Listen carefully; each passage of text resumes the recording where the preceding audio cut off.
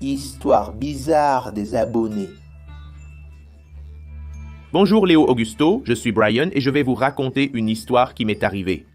Eh bien, quand j'avais 7 ans, nous avions une babysitter qui s'occupait de moi et de mes 2 sœurs. Il y a 5 jours, c'était ma fête d'anniversaire et mes parents avaient loué un château gonflable. Waouh, ce jouet était génial, mon Dieu. On pouvait sauter tellement haut, mais tellement haut que j'arrivais au 2e étage de la maison et je voyais ma fenêtre, ma chambre. C'était trop bien, mec. J'ai demandé à ma nounou si je pouvais descendre un peu pour jouer dans le château gonflable, tu vois? Avant qu'il ne le rende, elle m'a laissé y aller, mais à une condition, que je fasse attention, que je n'exagère pas avec la hauteur, tu vois? Pour éviter un accident, j'ai accepté et j'y suis allé en courant m'amuser. Arrivé sur place, je suis monté sur le château gonflable et j'ai commencé. J'ai réalisé que jouer sans utiliser toute la force de mes jambes n'était pas si amusant que ça. Quelque chose m'a dit de sauter de toutes mes forces. Saute plus haut, garçon. C'est là que j'ai commencé à forcer beaucoup sur mes jambes pour pouvoir monter très haut, mec. Quand j'ai sauté environ 5 fois, j'ai regardé par la fenêtre de ma chambre. J'ai vu un homme tout en noir arrêté me fixant. Je n'ai pas vu son visage parce que tout était noir. Je me suis figé tellement j'ai eu peur, mec. Et j'ai perdu l'équilibre. J'ai fini par être projeté dehors, mec. Je suis tombé violemment, mec. Je ne me souviens pas de grand-chose après ça. Je me souviens seulement de m'être réveillé avec la tête bandée à l'hôpital. Après ça, je n'ai plus jamais vu cette chose qui était apparue dans ma chambre. Je me demande encore ce que c'était et pourquoi c'est apparu soudainement dans ma chambre. Merci Léo Auguste d'avoir lu mon histoire. Bonjour Léo Auguste, je m'appelle Raphaël, j'ai 7 ans et j'aime beaucoup ta chaîne. Je vais te raconter une histoire qui m'est arrivée quand j'étais à la pizzeria avec mon ami David, sa sœur Laetitia et son cousin Arthur. Là-bas, il y avait une aire de jeu où on jouait, tu vois. Il y avait aussi 2 grosses peluches, un ours rouge et une girafe. Dès que je les ai vus, je n'ai pas trop aimé leur apparence à tous les deux. On est allé à notre table, on a mangé quelques parts de pizza tranquillement, on a vu que les peluches avaient disparu, mais on n'a pas fait attention et on a continué à jouer. Ensuite, on est allé ailleurs, tu vois, là où il y avait une balançoire, ces petites choses-là. On est resté là à s'amuser et quand on est revenu, les peluches étaient posées près de notre table. Arthur les a mis sur nos chaises et on est retourné jouer, d'accord? Après environ 10 minutes, on est revenu à la table et les peluches avaient de nouveau disparu. On a eu peur parce qu'il n'y avait pas d'autres enfants qui auraient pu les toucher. Et le plus curieux, c'est que notre pizza avait disparu aussi. J'ai interrogé les adultes présents à l'intérieur s'ils avaient vu quelque chose. Personne n'a rien vu. Après, les parents de Davy ont pris la voiture et nous sommes partis. Pendant le trajet, Davy a dit qu'il avait vu la girafe et l'ours dehors, portant la pizza à la main et en train de manger. Je n'ai rien vu. Nous avons eu tellement peur que nous ne sommes jamais retournés à cet endroit. Les parents de Davy ont dit que ça pouvait être des esprits qui avaient pris possession des peluches et qu'ils avaient faim. C'est pour ça qu'ils ont mangé notre pizza. Bon, Léo, j'espère que tu as aimé cette histoire qui m'est arrivée. Hi hi hi hi hi.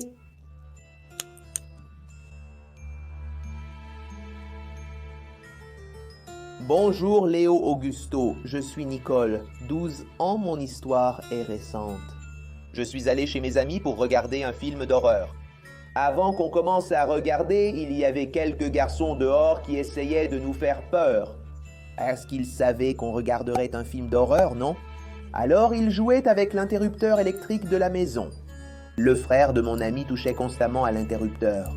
Nous n'y avons pas prêté attention et ils se sont lassés d'essayer de nous faire peur. Dès qu'ils sont partis, nous avons commencé à entendre des bruits dans la maison.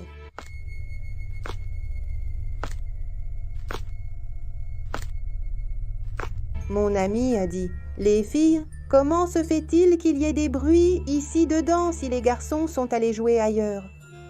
Nous avions fermé la porte à clé, il n'y avait aucun moyen pour que quelqu'un entre. Tout le monde était effrayé, mais ensuite les bruits se sont arrêtés. Les lumières ont commencé à clignoter frénétiquement. Exactement 6 secondes plus tard, j'ai commencé à me sentir mal. J'ai ressenti quelque chose de très mauvais en moi. Les filles pensaient que je plaisantais, mais ce n'était pas une blague. Soudain, la petite boîte à musique qui était sur l'étagère s'est mise à jouer.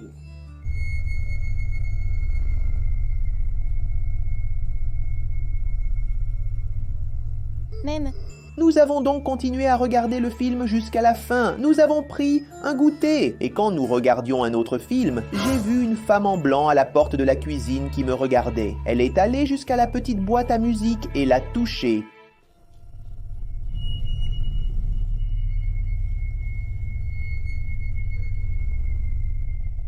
Je suis sorti en courant, désespéré, hors de la maison et je suis parti. Le lendemain, elles m'ont demandé pourquoi j'étais parti comme ça et qu'elles n'avaient rien vu, que la petite boîte était simplement tombée par terre sans que personne ne la touche.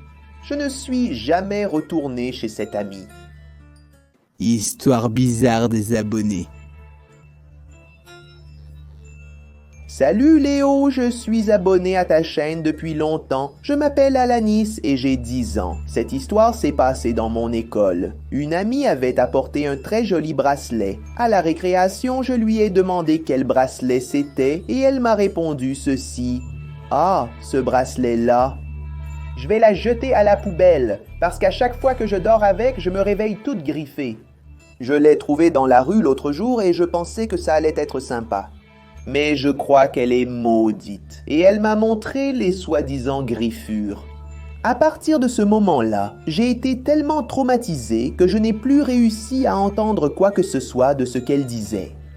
Comme toutes les filles autour avaient peur, j'ai voulu faire le courageux et j'ai dit « Donne-moi ce bracelet, ma fille, tu as dû te griffer toute seule sans t'en rendre compte. » Donne-moi ce bracelet, je vais dormir avec ce soir et je vais prouver qu'il n'y a rien de surnaturel là-dedans. J'ai pris le bracelet et je l'ai mis à mon bras. Le soir, j'ai dormi avec le bracelet. Mais j'ai ressenti des douleurs aiguës pendant la nuit et quand je me suis réveillé, j'étais tout égratigné. J'ai pensé que je bougeais beaucoup en dormant, alors j'ai dû faire ça toute seule et j'ai encore dormi avec le bracelet. Et le lendemain matin, j'avais des égratignures sur le ventre. Sur le dos, partout, des griffures bizarres. J'ai pris le bracelet et je l'ai jeté dans l'eau bénite. Je l'ai coupé et jeté à la poubelle. Mais ce n'était pas fini pour autant. Le lendemain, je suis allé dans la cour avec ma petite sœur et nous avons joué avec des pierres. Je ramassais les plus grosses jusqu'à ce que j'en voie une énorme. Quand je l'ai enlevée de sa place, il y avait en dessous la pire chose possible. Le bracelet. De la même façon que je l'avais jeté à la poubelle, je l'ai lancé très loin de chez moi et je ne l'ai plus jamais revu. Salut Léo Auguste, je suis Mathieu et je vais te raconter une histoire héritée de ma famille. Cette histoire, tirée des journaux de recherche de mon grand-père, est racontée avec beaucoup de sérieux par ma famille et elle est transmise de génération en génération. Quelques années après la fin de la Seconde Guerre mondiale, mon grand-père Édouard est devenu chercheur en anthropologie. Et grâce à cela, il s'intéressait beaucoup aux sociétés anciennes et menait de nombreuses études à leur sujet. Un jour, il a rencontré un adulte nommé François.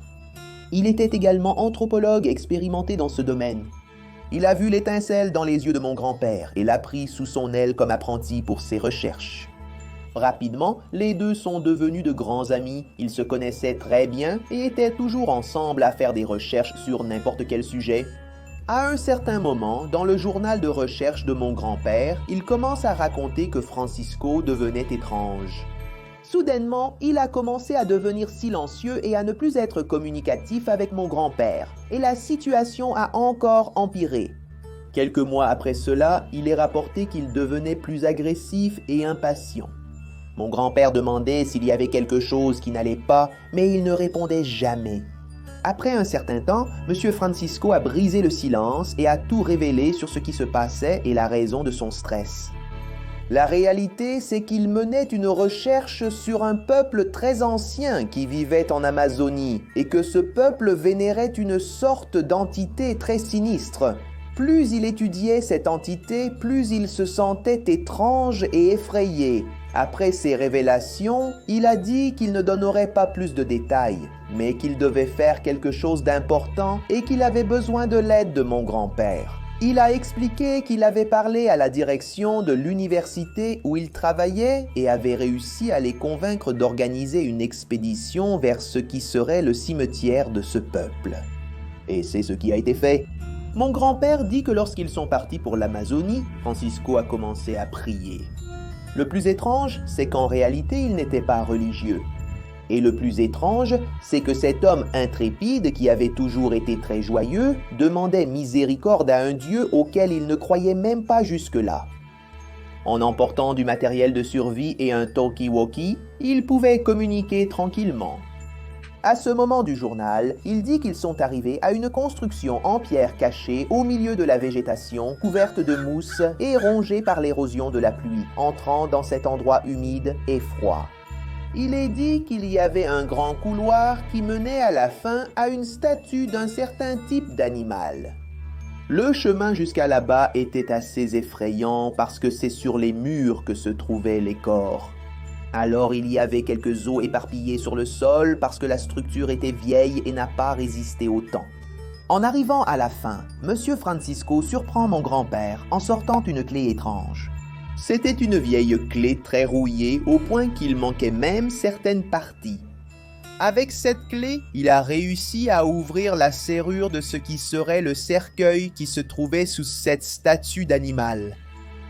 À la surprise de mon grand-père, ce qui devait être un cercueil était en réalité une porte qui révélait un long escalier semblant descendre à l'infini. Mon grand-père a dit que le vent froid qui sortait de cette porte lui a donné la nausée. Si l'ambiance était déjà sinistre, maintenant les choses vont changer à partir de là, car M. Francisco se tourne vers mon grand-père et lui dit quelque chose comme ceci. « Édouard, mon ami, c'est ici que nous nous disons au revoir. À partir de maintenant, je vous demande de rester ici et de documenter tout ce que je vous dirai par ce talkie-walkie. » Mon grand-père était révolté car il voulait y aller aussi, et sans compter qu'il n'abandonnerait pas son ami. « Si tu ne fais pas ce que je te dis de faire, nous retournerons à São Paulo et nous ne nous reverrons jamais. » Mon grand-père a donc accepté de rester sur place, même s'il voulait insister. Francisco prend sa lampe torche, de l'eau et son communicateur, puis descend l'escalier. À ce moment-là, mon grand-père dit qu'il a attendu environ 20 minutes jusqu'à ce qu'il y ait une réponse. Il avait déjà des frissons à cause de cet endroit sombre et mal éclairé, entouré de corps déjà décomposés depuis des siècles. Et alors, à son grand soulagement, il reçoit une réponse. « Édouard, tu es là ?» Mon grand-père répond et l'interroge déjà. « Monsieur Francisco, où êtes-vous »« Je suis très inquiet. Le dialogue change complètement de direction. »« Édouard, je me suis trompé. Ferme tout, cours jusqu'au campement et retourne à Manaus où ils étaient hébergés.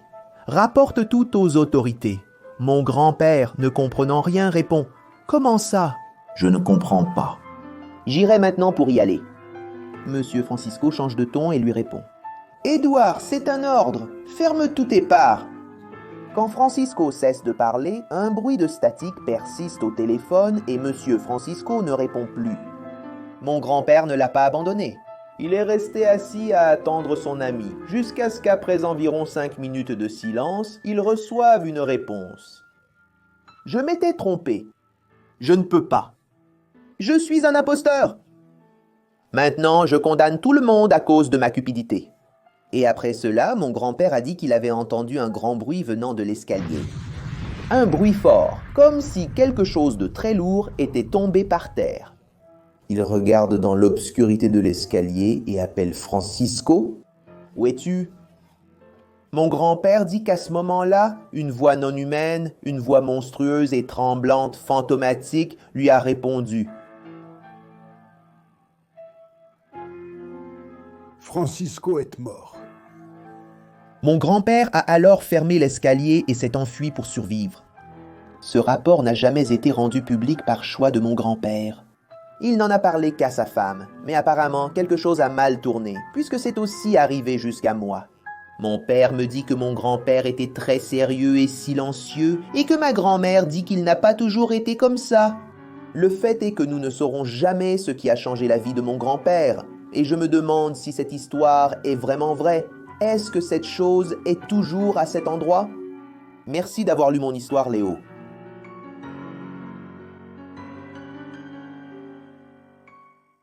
Histoire bizarre des abonnés. J'adore mon père. C'est quelqu'un de très joyeux qui contamine toujours toute la famille avec sa bonne humeur. Depuis que j'ai des souvenirs, je me rappelle de lui rentrant du travail. Et il jouait avec moi pendant des heures, même s'il était complètement épuisé. À cause de son travail, une grande partie de son énergie était consommée. Mais malgré cela, il venait et jouait tranquillement, toujours avec un sourire sur le visage. Ça a été comme ça jusqu'à ce que j'ai 8 ans. Je m'en souviens parfaitement, mon père est rentré bizarre ce jour-là. Il ne m'a pas vraiment prêté attention et il est allé directement dans la chambre. J'ai ressenti une énergie étrange chez lui et c'est resté comme ça pendant des jours. J'ai pensé qu'il s'était passé quelque chose parce que ce n'était pas mon père. Il semblait être une autre personne. Quelqu'un ou quelque chose essaie de se faire passer pour lui.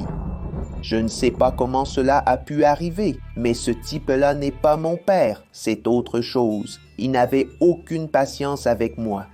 Il a arrêté de jouer avec moi et de me donner de l'attention, tu vois. Il me disait de me taire et de ne pas l'embêter. Il me punissait pour n'importe quelle raison. Ma mère disait qu'il avait des problèmes au travail et que c'est pour ça qu'il était comme ça, stressé et en colère contre tout et tout le monde. Mais je n'ai pas cru à cette histoire. Celui-là, ce n'est pas mon père, j'en suis sûr. Mon vrai père est attaché quelque part, incapable de rentrer à la maison. Aujourd'hui, à 15 ans, je n'ai toujours pas retrouvé mon vrai père. La créature vit encore parmi nous. J'ai déjà tout essayé, comme utiliser de l'eau bénite. Au cas où il s'agirait d'une possession démoniaque ou je ne sais quoi, j'ai mis des crucifix partout dans la maison. Mais rien. J'ai même utilisé de l'argent pour voir s'il y aurait une réaction. Et rien.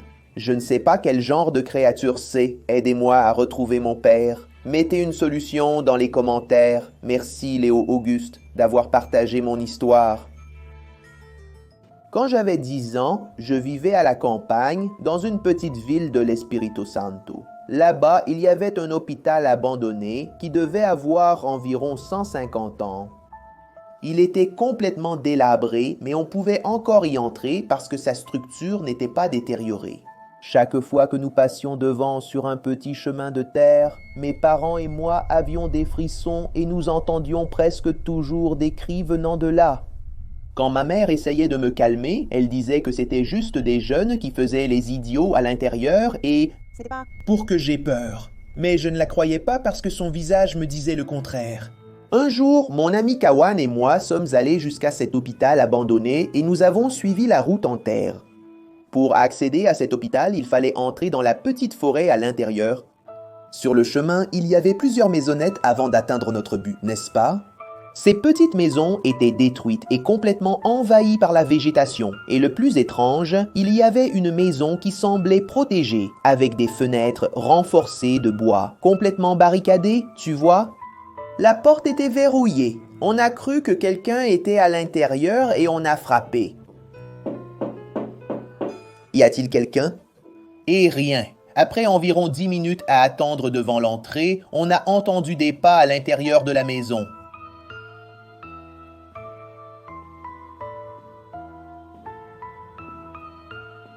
Nous avons été surpris et nous avons attendu. La porte s'est ouverte. C'était un monsieur d'environ 70 ans avec un fusil à la main et un air terrible. Nous avons demandé ce qui se passait, pourquoi l'endroit était abandonné. Alors le monsieur a dit « Partez d'ici, de cette... » Région, vite! Allez, courez! Courez pour vos vies! Dépêchez-vous! Cet endroit a été maudit par la mauvaise chose. Si vous restez ici, vous serez les prochains. Mais nous ne sommes pas partis. Nous nous sommes juste un peu éloignés et avons attendu que monsieur entre dans la maison. Nous avons continué sur la route et avons aperçu l'hôpital. Il avait 3 étages et il était assez grand. En arrivant, nous avons traversé le rez-de-chaussée et c'est à ce moment-là que nous avons entendu une voix féminine venant d'en haut. « Venez ici, les garçons, venez jouer avec moi. » Nous avons été surpris car nous pensions être seuls dans cet endroit sinistre. Nous avons regardé au 3e étage et avons vu la fille blonde nous faire signe et nous appeler. Nous avions peur d'entrer, mais puisqu'il y avait une fille là-dedans, tranquille, pourquoi ne pas entrer pour voir ce qui se passe? Alors nous sommes entrés à la réception. On aurait dit un film post-apocalyptique, mec. Tout était délabré et sale. Et en regardant de près les chaises, il y avait des marques vraiment bizarres sur le rembourrage et par terre. Avec des vêtements abandonnés, on aurait dit que quelqu'un était là, mais ils ont disparu d'un coup. Kawami m'a appelé pour voir quelque chose au comptoir d'accueil. Il y avait les mêmes marques étranges avec des lambeaux de vêtements. Nous avons ignoré tout ça et sommes montés pour retrouver la fille du 3e étage. L'endroit était rempli des mêmes vêtements abandonnés par terre. Dans l'escalier qui menait à l'étage où la fille était censée se trouver, il y avait quelque chose écrit sur le mur « N'accepte rien ». C'est bizarre, quelqu'un a écrit de ne rien accepter, mais quoi? Ah mec, cet endroit est vraiment trop bizarre, on ferait mieux de repartir, hein? Arrête d'être peureux, mec. La fille nous attend là-haut. Si tu restes là à flipper, j'y vais. Alors j'ai suivi Kawa.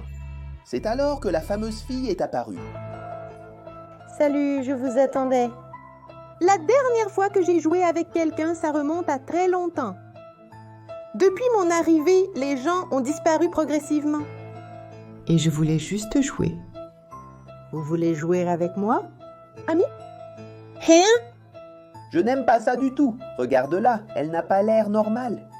Et quelle drôle de conversation, hein? La fille est apparue devant nous comme par magie. Avant que je puisse m'éloigner, Kawan a ouvert la bouche et a dit qu'il voulait jouer avec elle. C'est alors que tout a mal tourné, mon pote. La fille a attrapé la main de mon ami et il a commencé à tourner. Il tournait comme une toupie. Jusqu'au moment où Kawan est parti en poussière, mec. Et ses vêtements se sont envolés. Maintenant, j'ai compris tout ce qui se passait dans cet hôpital abandonné. Les gens ont disparu parce que cette fille a fait ça d'une manière ou d'une autre. Avec eux, il m'était difficile de bouger, en voyant ce qui s'est passé devant moi. Mon ami s'est évaporé dans l'air et je ne savais pas si je devais pleurer. Je me suis rendu compte que je n'étais pas en état de courir en descendant les escaliers. L'idée m'est venue à ce moment-là. La phrase écrite sur le mur « N'accepte rien ».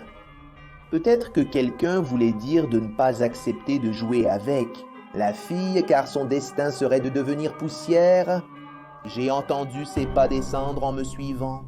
Lorsque je suis arrivé au rez-de-chaussée, elle est apparue devant moi. « Jouons ensemble. Ton ami est parti trop vite. Maintenant, il fait partie de la décoration de cet hôpital. Jouons ensemble. » C'est à ce moment-là que j'ai entendu un coup de feu et la fille a disparu. Le vieux de cette cabane est apparu avec son fusil et m'a dit de courir et de ne jamais revenir ici. Je n'ai pas réfléchi 2 fois, mes amis, et je me suis enfui de là. En courant à travers la forêt, j'ai entendu encore quelques coups de feu jusqu'à ce qu'il s'arrête. Ha ha! Ah ah, ça ici.